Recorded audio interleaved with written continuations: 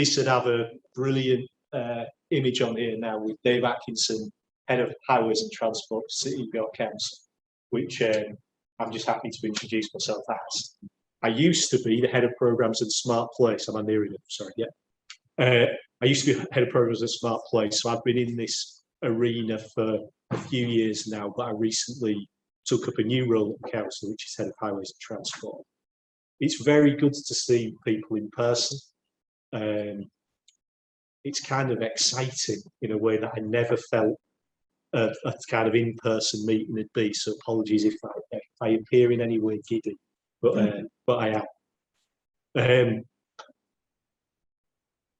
York has got a deep and rich history, and founded by the Romans at the turn of the first millennia, by a Roman legion marching from Lincoln to York. But what happened during that march is they dropped the scroll that had on it how to design a modern city for EV charging, for reduction in congestion, for parking. And in the 9th century, when York became Jorvik, King Halfdan said in his best Norwegian, "We need an e-scooter strategy." But sadly, his Saxon counterparts didn't understand. So nobody chiseled it in stone and passed it through the generations.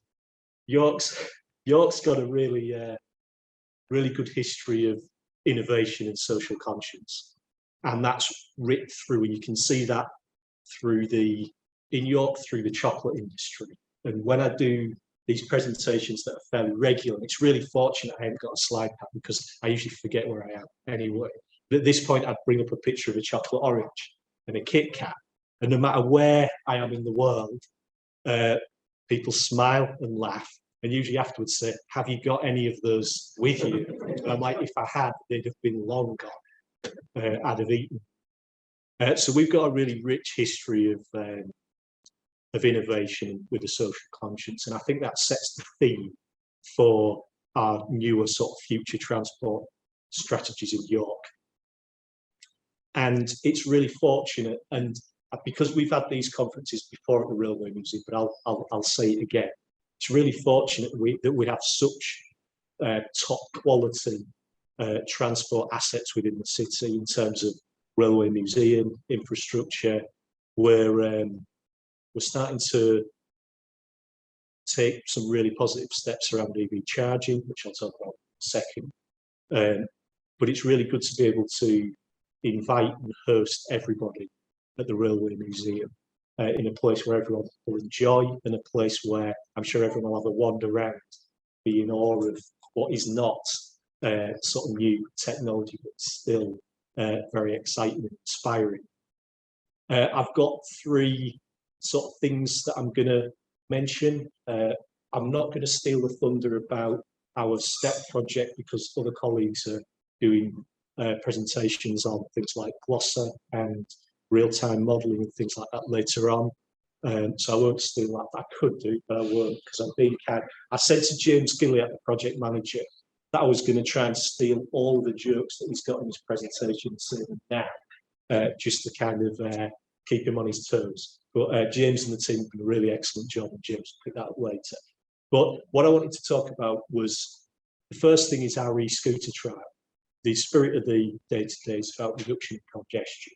And usually when we talk about e-scooters with residents, there's either a beaming smile or a kind of a recoil in disgust. But there is no question that we have had a very, very successful e-scooter trial with our partner Tia in York. Tia have been absolutely excellent. And we think we have shifted around 16,000 journeys that would have been made by car onto e-scooter, which I think in the grand scheme of things is a drop in the ocean. But what we want to see is iterative progress, and I think this is what it's all about. In order to meet some of our more challenging climate change ambitions in terms of unlocking congestion and things like that, it's all about small changes. And the things that excite me most about the scooter trial are the fact that we've managed to introduce a new mode of transport into York successfully, and we've managed to introduce a successful shared mobility scheme. So when people say to me, oh, well, you know, don't you get shaken around? Isn't, you know, what's it like being in and out of buses? And it can be quite challenging because I've used them as part of my commute, which was interesting at the time I did, which is a story for another day. But I always talk excitedly about the fact that we've introduced a shared mobility scheme, because this plays a fundamental role in the future of transport and the future of unlocking cities' networks. The second thing I was going to talk about was our EV charging estate. So those of you who've seen me speak before have probably seen me speak about the hyperhubs. The hyperhubs are now built, and we, notwithstanding a couple of discussions we've got to have with Northern Power Grid, they're about to be switched on. And that would effectively give us two top-class ultra-rapid and rapid electric vehicle charging facilities on the outskirts of the city that would facilitate both resident charging and charging for through journeys. So that is a blend of 4 50-kilowatt chargers and 4 175-kilowatt chargers, with the ability to upgrade from there. We also have in plan a third hyperhub in the city centre, which will be a similar facility.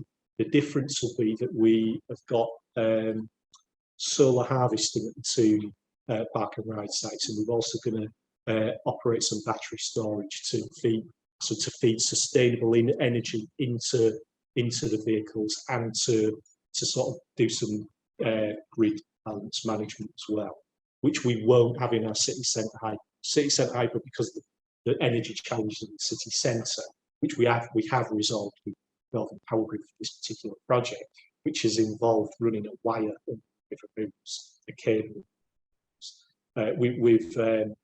We've managed to make that a reality, so that'll go through planning at the beginning of next year.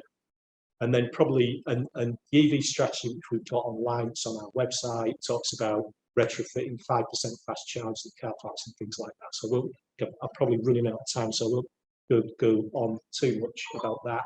And then just to say, just feeding probably into James Andy's presentations. I'm not seeing Andy actually. Is he here? Oh yes, sorry. Just to feed into James and Andy's presentation, like we've got a really high quality IT network here in the city as well. And again, we've taken this technology over tarmac approach, and that in a historically constrained city, thanks to Cerealis the Roman, thanks to King Halfdan the Norwegian Viking invader king, allows us to work within the constraints of an historic city. And that's my bit done. Hope that hasn't switched anyone off, and I really hope that you enjoy the rest of the conference and the city for the rest of the day. Thank you.